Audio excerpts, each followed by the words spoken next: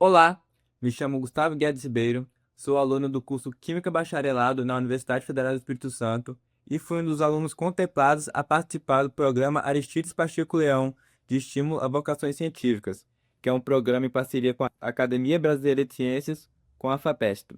Esse programa consiste em um intercâmbio para o aluno fazer a pesquisa, alunos de fora de São Paulo ir para São Paulo ou alunos de São Paulo ir para instituições fora de São Paulo. Bom, meu programa foi de 2024, foi editado de 2024 para 2025 e meu orientador foi o Dr. Henrique Eise Toma. O título do meu projeto se consistia em A Química Supramolecular de Porfirazinas Tetraclúster de Rutênio. A pesquisa durou 50 dias, foi do dia 24 de março até o dia 13 de maio. O objetivo da pesquisa era sintetizar uma tetracluster cobre-porfirazina, demonstrada na figura 1. Bom, nessa apresentação estarei incluindo alguns tópicos, como a introdução sobre química supramolecular, introdução sobre as porfirazinas, metodologia sobre a síntese, metodologia da caracterização, a caracterização e a conclusão dessa apresentação. Bom, a química supramolecular, ou química além da molécula, foca na organização e na interação sinergética de componentes para criar sistemas multicomponentes, ou supermoléculas, com novas propriedades e funcionalidades. Ou seja, ela é bastante utilizada na abordagem bottom-up, que é a criação de materiais e sistemas complexos a partir de sistemas mais básicos, como átomos e moléculas. A exploração da química destes sistemas pode ser projetada e desenvolvida pela escolha dos complexos ou blocos de montagem, cada qual com suas propriedades, de modo a obter um material com as características projetadas. Algumas dessas características projetadas são o reconhecimento molecular, transformação, transporte, sinalização, entre outros. Reconhecimento molecular é a capacidade de uma molécula hospedeira se ligar de forma seletiva com a molécula hóspede. É bastante utilizada para funções específicas, como sensores moleculares. Transformação refere-se à capacidade de um sistema supramolecular de mudar de estado ou função em resposta a um estímulo. Por exemplo, sistemas podem ser concebidos para responder a sinais químicos, atuando em sistemas inteligentes. Isso pode incluir mudanças estruturais ou funcionais que levam a processos como a catálise. Bom, podem ser projetadas para transporte, que é a habilidade de um sistema supramolecular carregar ou mover outras moléculas ou íons a outro lugar. Esse princípio é bastante explorado em áreas como transporte, entrega de medicamentos, ou transporte de medicamentos, ou em inglês, drug delivery. E a sinalização é a capacidade de um sistema supramolecular de gerar um sinal detectável em resposta a um evento de reconhecimento molecular. Por exemplo, um sistema pode ser projetado para alterar sua cor ou emitir luz quando interage com uma substância específica. Essa funcionalidade é a base dos sensores ópticos e de outros sistemas de quimiodetecção. Entretanto, para que seja considerada uma entidade supramolecular ou supermolécula, é necessário que cada componente contribua dentro do sistema de forma única e identificável, em concordância com suas propriedades individuais. Por exemplo, se eu tenho um composto que ele é formado pela molécula A e pela molécula B, ao ser atingido por luz, ou melhor, ser fotocitado, caso essa molécula ou sistema inteiro seja fotocitado, é melhor denominar como molécula grande, visto que não foi alterada a propriedade individual, ou seja, não foi alterado A ou B. O mesmo pode ser aplicado para processos como redução, ou seja, ao sistema ser reduzido, o sistema inteiro ser reduzido, ao invés de uma molécula específica, é melhor denominar como molécula grande, e o mesmo para a oxidação, que é a perca de elétrons. Entretanto, se esse sistema, ao ser fotocitado, a parte A ou a parte B ser fotocitada e essa fotocitação em uma molécula específica alterar comportamentos do sistema inteiro, aí sim pode ser denominado supermolécula. O mesmo para a redução, ou seja, se o composto A B for reduzido e somente a parte A ou somente a parte B for reduzida, e essa redução individual alterar propriedades da molécula inteira, isso pode ser chamado de supermolécula. Bom, antes de entrar no tópico de porfirazinas, irei abordar um pouco sobre porfirinas. A porfirina é essa molécula macrocíclica que contém 5 anéis pirróis, que são esses 5 anéis destacados de rosa. E ela pode ser tetrasubstituída por um ligante chamado piridil, formando a tetrapiridilporfirina, que é bastante estudada. Como ela possui esses 4 ligantes piridils, ela pode ser acoplada a vários tipos de moléculas. Ela é bastante estudada. Uma molécula parecida com a porfirina é a porfirazina. A diferença dela para a porfirina é que ela possui átomos de nitrogênio na posição meso, que eu destaquei de verde. A presença do nitrogênio na posição meso faz com que o anel porfirazínico tenha a propriedade de receber elétrons, ou mais especificamente, pi aceptora. No entanto, o termo porfirazina compreende uma classe abrangente de compostos macrocíclicos. Por exemplo, ao substituir esses anéis pirróis da porfirazina por anéis benzênicos, é formado o composto phthalocianina, que utiliza como base a porfirazina. As phthalocianinas são moléculas biconjugadas, ou seja, isso permite que os elétrons estejam deslocalizados pela nuvem eletrônica da molécula. E esses anéis benzênicos podem ser anéis piridídeos, por assim dizer, e essa nomenclatura pode ser, para essa molécula substituída com o ligante piridil, é chamada de tetrapiridilporfirazina. Essa é uma nomenclatura dada para ser análoga à tetrapiridilporfirina.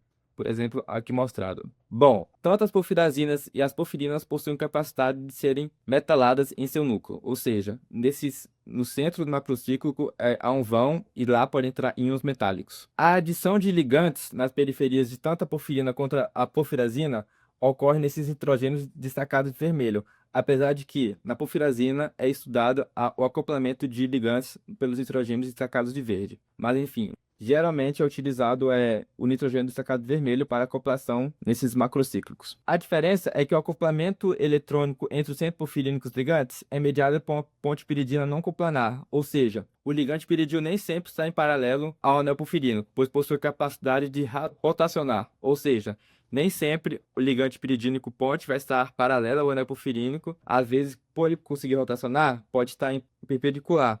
E isso faz com que o ligante periférico acoplado a esse nitrogênio destacado de vermelho na porfirina perca a interação eletrônica durante alguns momentos. Porém, isso não acontece com a porfirazina. Por isso que se pensa que a porfirazina tem maiores possibilidades de desempenho em relação às porfirinas, em virtude do acoplamento eletrônico proporcionado pelos ligantes piridil acoplados no centro macrocíclico. Sendo assim, o objetivo desse trabalho é o acoplamento da molécula cluster de rutênio assimétrico com a molécula cobre-porfirazina, resultando na síntese da espécie tetracluster cobre-porfirazina. Bom, para a síntese da nossa supermolécula, foi utilizado como reagentes a cobre-porfirazina e o cluster assimétrico de rutênio, que foi obtido a partir de uma rota sintética partindo do cluster simétrico de rutênio. Ou seja, a partir do cluster simétrico de rutênio, utilizando a rota sintética da literatura, foi obtido o cluster assimétrico de rutênio. Bom, com isso, 13 mg de cobre-porfirazina foi solubilizado em 10 ml de trifluoroetanol e 96 mg do cluster solubilizado em 3 ml de trifluoroetanol. Com isso, a solução contendo o cluster de rutênio assimétrico foi adicionado gota a gota na solução contendo a cobre-porfirazina. A reação ocorreu em refluxo, aproximadamente 80 graus, em agitação constante, e durou 20 horas. Após a reação acabar, o solvente foi vaporizado e o sólido obtido foi a nossa tetracluster cobre-porfirazina. Para a obtenção do espectro eletrônico, utilizado para a caracterização da nossa molécula, utilizado o equipamento espectrofotômetro Agilent HP modelo 8453. As espécies foram solubilizadas em trifluoroetanol e o espectro obtido foi obtido na faixa entre 1.000 e 200 nanômetros. Para o espectro infravermelho foi utilizado o espectrofotômetro FTIR Bruker Alpha. As espécies foram homogeneizadas com KBr e pastilha de KBr e o espectro foi obtido na faixa entre 4.000 e 360 cm/-1. Para a espectroscopia Raman foi utilizado o microscópio confocal WITEC Alpha 300R e foi utilizado o laser verde, 532 nanômetros. Para a eletroquímica foi utilizado o potenciostato Metron Autolab PG Stat 30 e foi utilizado um sistema de 3 eletrodos, no qual o eletrodo de trabalho se consistia em carbono vítreo, o contra-eletrodo se consistia em fio de platina e o eletrodo de referência se consistia em um fio de prata imerso em uma solução de nitrato de prata 0,010 mol por litro em acetonitrila, e isso estava conectado ao capilar de Lugin contendo solução de perclorato de tetrabutilamônio 0,100 mol por litro em acetonitrila anida. O eletrodo de suporte foi uma solução de perclorato de tetrabutilamônio 0,100 mol por litro em acetonitrila anidra. Os voltarogramas foram obtidos em velocidade de varreduras entre 20 e 100 mV por segundo. Para a espectroeletroquímica, foi utilizado o mesmo espectrofotômetro utilizado no espectro eletrônico. Foi utilizado um sistema de 3 eletrodos semelhante ao da eletroquímica. Entretanto, o eletrodo de trabalho foi um minigrade de ouro, montada dentro de uma cubeta de quartzo, no qual possui um caminho óptico de 0,025 cm. Os espectros foram registrados a cada incremento de mais ou menos 20 mV, ou seja, a cada 20 mV aplicado era obtido um espectro no espectrofotômetro, tanto para a faixa positiva quanto para a faixa negativa. O espectro eletrônico da coprofirazina apresentou as bandas 257, que é característica das transições pi para pi antiligantes da espécie piridil, a banda 329, que é a correspondente à banda Sorê, também chamada de banda B, que é uma transição característica da porfirazina relacionada à sua simetria, e as bandas 607 e 651, que são as bandas Q, X e QY, que são transições características da porfirazina metalada relacionada à sua simetria. O espectro eletrônico do cluster de rutênio assimétrico apresentou bandas como 235 e 327, que são as transições π para π antiligante do ligante piridil. A banda 597, que é uma transição característica do cluster trigonal de rutênio, que é a transição E duas linhas para A2 duas linhas. E a banda 684, que é a transição A1 duas linhas para A2 duas linhas, características também do cluster trigonal de rutênio. O espectro eletrônico da cobre-porfirazina apresentou as bandas 239, que são as transições π para π antiligantes da espécie piridil, a banda 348, que é a banda Sorê, e as bandas 611 e 691, que pode ser atribuída a um acoplamento eletrônico entre os clusters periféricos e a porfirazina em si, além de que também foi observado que a banda Sorê deslocou de 329 para 348. Bom, foi obtido também os espectros infravermelho das espécies, assim como também foram obtidos os espectros Raman das espécies. As técnicas infravermelho e Raman, elas se comunicam entre si, uma complementa a outra, ou seja, eu consigo plotar o espectro infravermelho em cima e o espectro Raman embaixo para melhorar minha leitura e minha atribuição e caracterização. Bom, o espectro infravermelho e Raman apresentaram alguns números de ondas, como o 1557 e 1426, que são características das vibrações simétricas e vibrações assimétricas do ligante acetato em ponte. Ou seja, isso indica que o meu composto há a presença de ligantes acetatos em ponte, o que corrobora que nosso composto é, de fato, cluster assimétrico. Além disso, foram apresentadas as bandas 1488 e 1351, características de deformações assimétricas e simétricas do ligante metila, indicando que nosso composto há presença de metila, o que corrobora novamente que há um cluster assimétrico. As bandas entre 1600 e 400 são algumas características do ligante piridínico, indicando que o nosso composto analisado há de fato a presença do ligante piridínico. As bandas 846 e 558 são características do íon PS6, que é o contraíon da nossa espécie cluster assimétrica. Bom, aqui percebemos que o espectro infravermelho e o espectro Raman são mutuamente exclusivos. Nada que há no espectro infravermelho há no espectro Raman. Isso indica que os espectros infravermelho e Raman da cobre-porfirazina indicam que, devido à presença de centro de inversão na molécula, as regras de seleção tornam os sinais de infravermelho e Raman mutuamente exclusivos. Além disso, os modos Raman característicos das porfirazinas estão associados às representações simétricas do tipo G. Dito isso, o número de onda entre 1500 e 1200 são característicos do neoporfirazínico. O espectro Raman infravermelho da nossa tetracluster cobre-porfirazina são novamente mutuamente exclusivos, e também percebe-se que há a predominância de infravermelho do cluster de rutênio. Claro, devido à presença de cluster de rutênio na proporção de 4 clusters de rutênio para 1 cobre-porfirazina. Percebe-se também que eles são mutuamente exclusivos, corroborando com a presença de geometria centrosimétrica. O espectro infravermelho Raman da cluster porfirazina apresenta número de onda 1550 e 1420, que são características das vibrações simétricas e vibrações assimétricas dos ligantes acetato em ponte, o que indica que, de fato, há a presença do ligante acetato em ponte no nosso composto analisado. Há também a presença das bandas de 1600 até 620, bandas características do ligante piridínico. Há também as bandas de 844 e 558, características do contraíon PS6, que veio do cluster simétrico, perdão, do cluster assimétrico, e algumas bandas entre 1610 e 500, que são características das vibrações da porfirazina, corroborando que o nosso composto há, de fato, o cluster e a porfirazina. Bom, o voltammograma da nossa tetracluster porfirazina foram obtidos 4 grandes processos. Partindo de 0 volts, há a presença do cluster trigonal de rutênio, ou seja, 3 clusters no estado de oxidação 333.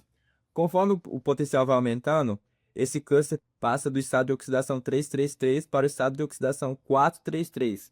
Ou seja, um dos 3 clusters foi oxidado para o estado 4. Seguindo novamente, o cluster trigonal passa do estado 433 para o estado 443, ou seja, outro rutênio passou para o estado de oxidação 4. Ao voltar, indo para a faixa negativa, posição negativa, o nosso cluster passa pelo 0 volts, ou seja, retorna ao estado 333, e o primeiro processo após isso é a transição do estado 333 para o estado 236. Essa pequena perturbação no espectro pode ser associada à redução da porfirazina. Ela está pequena devido novamente à proporção de 4 clusters de rutênio para 1 de porfirazina. Por fim, o último processo atribuído ao estado de oxidação 223 do cluster. Calculando o e-mail, ou seja, pegando o potencial que acontece o pico anódico e o potencial que acontece o pico catódico e dividindo por 2 de cada processo, é obtida a tabela número 7, com valores potenciais, versus prata e nitrato de prata.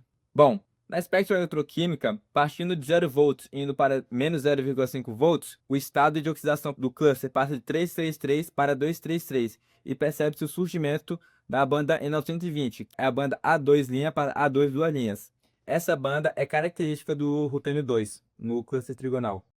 Indo do estado menos 1,5 para menos 2 volts, há a intensificação da banda entre 920 e 923, que é característica que a banda A2' para A2 duas linhas, que é característica do rutênio 2, que está intensificado porque dessa vez há 2 rutênio 2 presentes no cluster trigonal.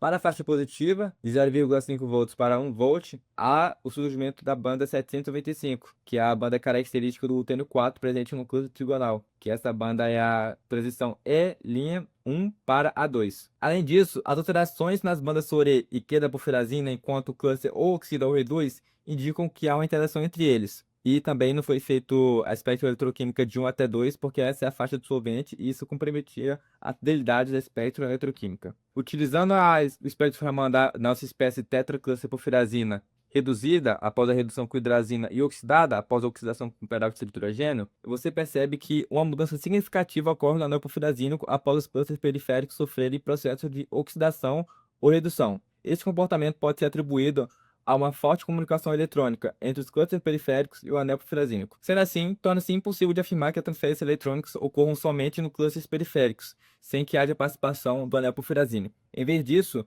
toda a estrutura da molécula participa do processo redox, indicando um caráter não inocente entre o cluster periférico e a porfirazina. Com isso, conclui-se que o espectro eletrônico indicou a formação de estrutura com forte acoplamento eletrônico entre os fragmentos constituintes. Os espectros Raman e infravermelho revelaram a presença de um centro de inversão na molécula, confirmando a geometria centrosimétrica proposta na figura 1. Isso é evidenciado pela exclusividade mútua entre os espectros Raman e do infravermelho. A voltametria cíclica foi marcada pelos múltiplos processos redox, envolvendo principalmente os clusters de rutênio periféricos. A espectroeletroquímica indicou interação entre o anel porfirazínico e os clusters de rutênio periféricos. O espectro Raman da espécie oxidada e reduzida revelou que alterações no estado de oxidação dos clusters de rutênio afetam os modos vibracionais do anel porfirazínico. Ou seja, a oxidação e a redução desses centros metálicos periféricos induziram perturbações significativas nos sinais vibracionais do anel porfirazínico, refletindo fortes interações de retrodoação π e uma comunicação eletrônica intermolecular eficiente, evidenciando o comportamento não inocente da interação cluster-porfirazina. Bom, o conjunto de resultados obtidos indica que o composto supramolecular tetracluster cobre-porfirazina foi sintetizado com sucesso, e pode-se afirmar que é um composto supramolecular, uma vez que as propriedades individuais dos clusters periféricos contribuem para o sistema como um todo, sendo, portanto, classificado como uma supermolécula. E além disso, a cobre-porfirazina sem o acoplamento dos clusters é insolúvel em acetonitrila, enquanto o nosso composto obtido é solúvel no solvente acetonitrila. Essa aqui foi as referências utilizadas. E sobre a minha experiência participando deste incrível projeto. Bom, graças a esse programa, o programa PAPL, eu consegui estagiar durante 50 dias no Instituto de Química da USP, mais precisamente no Laboratório de Química Supramolecular e Nanotecnologia, que é o LQSN. Bom, nesse projeto eu atuei na síntese e na caracterização de um composto inército, que foi o demonstrado aqui para vocês, que é a porfirazina tetracluster de rutênio. Bom, graças a esse estágio, ocorreu o aprimoramento de habilidades e conhecimentos em técnicas como montagem de sistema de reação, espectrofotometria UV-Vis e infravermelho. Aprendi uma nova técnica, que foi a espectroeletroquímica, que foi fundamental para a caracterização do composto para ver a comunicação eletrônica entre os ligantes periféricos e o anel porfirazina. Bom, as discussões sobre a porfirazina com a equipe do laboratório foram essenciais para o desenvolvimento acadêmico e técnico do bolsista. Além das discussões sobre porfirazina, foram discutidos tópicos sobre química supramolecular e química em si. Esse estágio me permitiu crescer pessoalmente e aprimorar minha autonomia, visto que eu fiquei 50 dias morando na capital São Paulo, sozinho, eu e o mundo. Bom, o projeto contou com apoio financeiro. O projeto disponibilizou uma bolsa que cobriu integralmente as despesas de transporte, moradia e alimentação, tornando a participação no estágio super viável. O valor da bolsa é disponível nesse endereço, na categoria Bolsa de Estímulo a Vocações Científicas LC. Além disso, o programa arcou com o custeio do projeto, ou seja, deu um valor destinado a materiais de consumo e serviços de terceiros que estão relacionados à pesquisa. Segue algumas fotos do que ocorreu lá, algum tipo de síntese, procedimentos experimentais, discussões, algum tipo de rota sintética que tentamos. E essa última imagem, a quarta imagem, é a porfirazina solubilizada na cubeta de quartzo. Aqui foram algumas fotos que tirei do campus da Química. Campus muito legal, muito lindo, muito bacana. E por fim, eu gostaria de agradecer ao professor Dr. Henrique Estoma por todas as orientações e contribuições ao longo do projeto. Suas instruções e opiniões foram fundamentais para o desenvolvimento e aprofundamento. Muito obrigado. Agradeço ao pessoal do LQSN por todo o apoio e acolhimento oferecido, em especial ao Miguel e Arthur, que me ajudaram do começo ao fim do projeto, sempre dispostos a contribuir e a compartilhar seus conhecimentos. Muito obrigado também. Por fim, agradeço à Academia Brasileira de Ciências e à FAPESP pela oportunidade concedida. Encerro aqui esta apresentação. Muito obrigado e até uma próxima.